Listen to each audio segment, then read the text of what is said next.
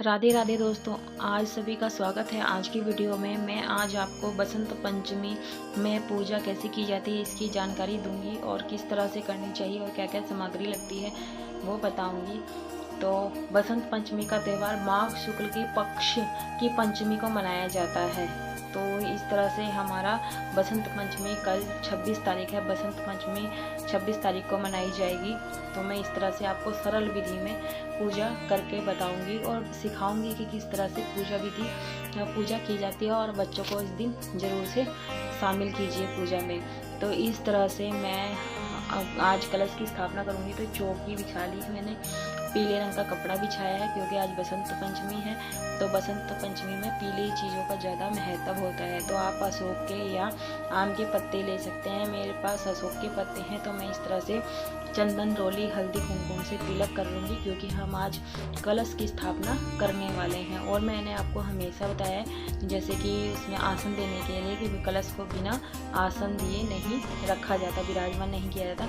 तो इस तरह से आप कलश की स्थापना मिट्टी के घड़े में कर सकते हैं, पीतल का या स्टील का, तांबे का, कुछ भी ले सकते हैं। तो इस तरह से कलश की स्थापना करनी है।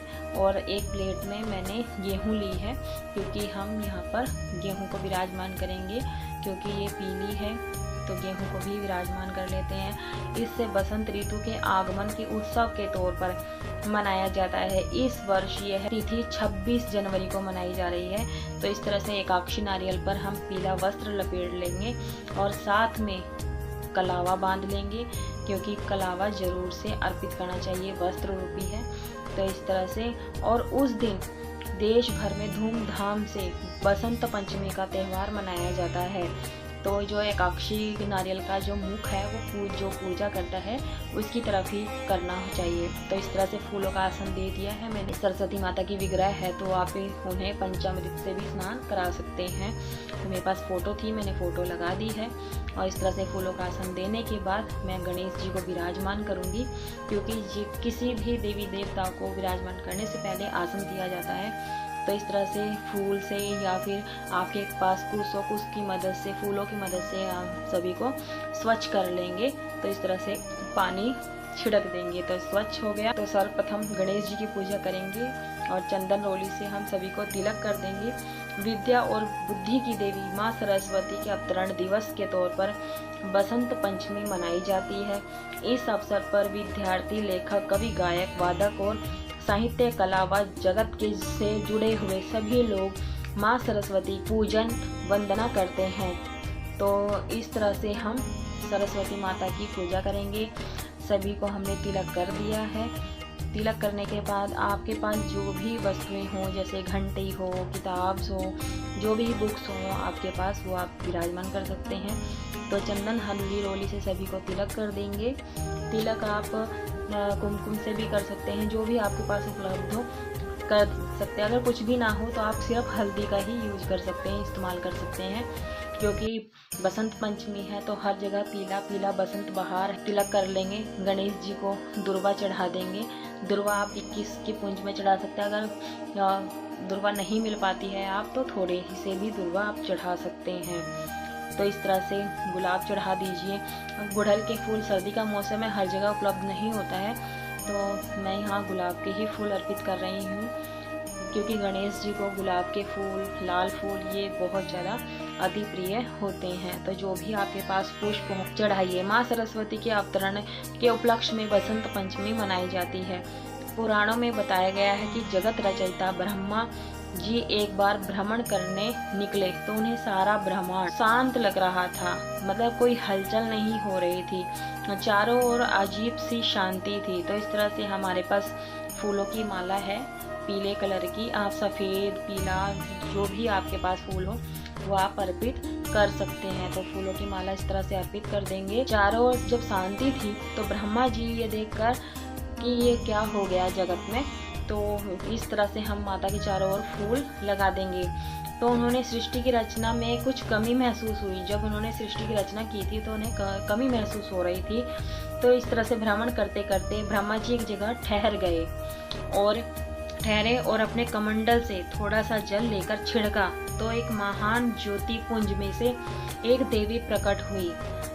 वीणा लिए यह देवी थी माँ सरस्वती। तो पूजा स्टार्ट करने से पहले, शुरू करने से पहले तो हम इस तरह से प्लेट में दीपक को आसन देंगे। फूलों का आसन दे दिया है मैंने, और इस तरह से हम दीपक प्रज्वलित कर लेंगे।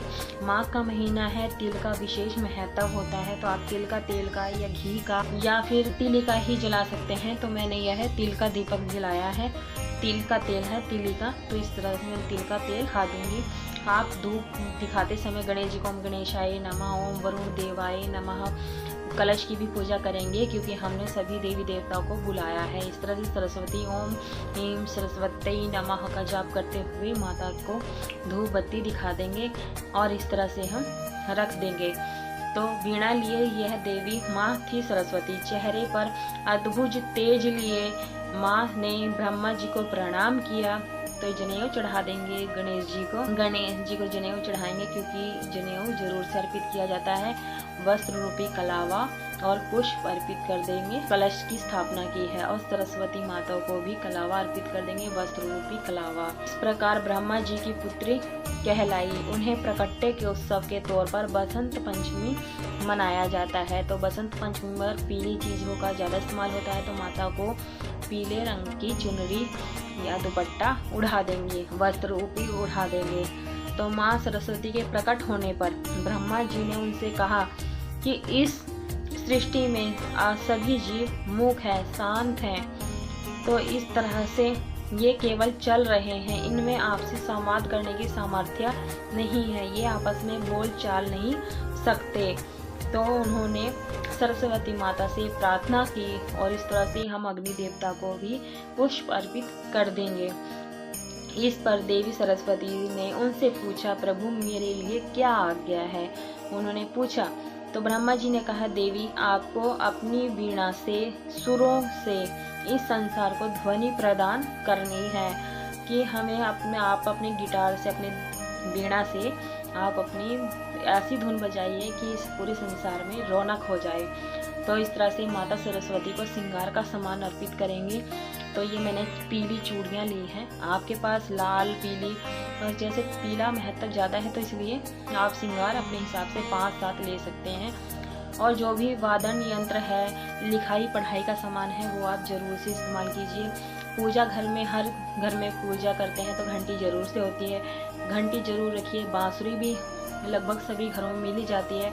पेन है, पेन को भी पूजा में शामिल कीजिए और उन्हें भी चंदन रोली से तिलक करने के बाद फूल अर्पित कीजिए, वस्त्र अर्पित कीजिए, ताकि ये सभी आपसी में संवाद कर सके, एक दूसरे के दुख तकलीफ को समझ सके, प्रेम कर सकें। उनकी आज्ञा का पालन करके माँ सरस्वती ने समस्त जीवों को आवाज प्रदान करी।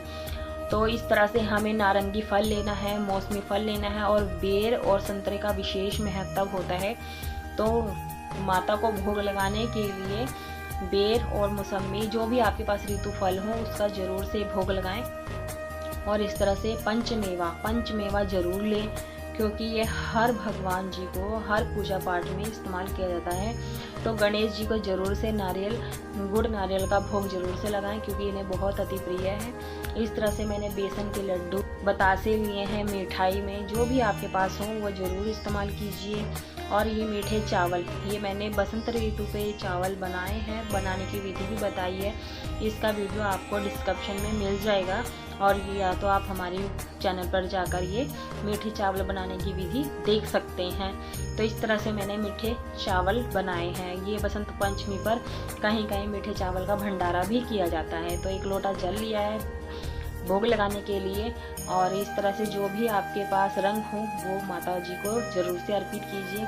मैं इस तरह से फूल में लगाकर उनके चरणों में रख दूँ क्योंकि माता रंगों का बहार है। अब बसंत है और बसंत चारों ओर रंग बिरंगी हरियाली, नई कोपलें, पेड़ों में नए पत्ते आ जाते हैं। इस तरह से हमें खुशहाली के तौर पर हमें रंगों का त्यौहार मनाना चाहिए।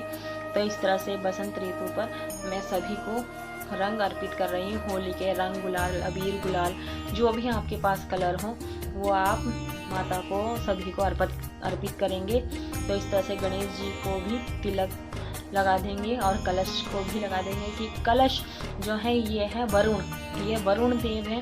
और वरुण देव इसलिए हैं क्योंकि हम इनमें सभी देवी देवताओं का आवाहन करते हैं।